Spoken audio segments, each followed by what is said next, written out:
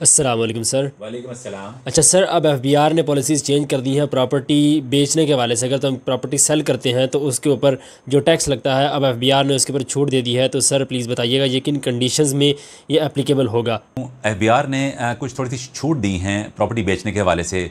पिछले सालों तक जो सूरत हाल चल रही थी वो होल्डिंग पीरियड पे था कि जब आप ओपन प्लॉट बेचते थे तो 6 साल के ऊपर पे गेन टैक्स नहीं पड़ता था। इसके साथ साथ जो कंस्ट्रक्टेड प्रॉपर्टी थी वो 4 साल की लिमिट पे था, उसके ऊपर गेन टैक्स चार्ज नहीं होता था। अब हो ये ऐसा रहा है और फ्लैट्स का सिलसिला भी ऐसे ही चल रहा था पिछले सालों में। अब कुछ एक एक साल में सूरत हाल ये हुई कि होल्डिंग पीरियड ख़त्म हो गया था और उस पर गेन टैक्स की वैल्यू फिक्स कर दी गई थी। अच्छा, एफबीआर ने कंडीशन ये लगा दी है कि इसके साथ साथ सेक्शन 4C जो हाई ब्रैकेट इनकम पे आते हैं उसमें भी अब छूट दे दी है वो इस लिहाज से।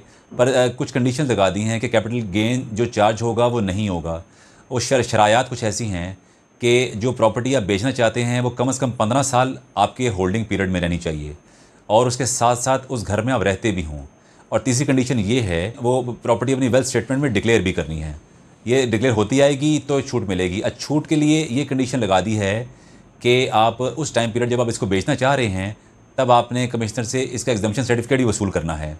आप अप्लाई करते हैं, क्या उसमें अपना टाइम पीरियड दिखाते हैं, अपनी 15 साल की वेल्थ स्टेटमेंट डिक्लेयर करते हैं और प्रॉपर्टी में आपकी पोजेशन और ऑनरशिप के साथ साथ आपकी रेजिडेंसी भी उसके अंदर होती है, तो आप इजीली उसकी छूट जो 15% है वो बिल्कुल ज़ीरो हो जाएगी।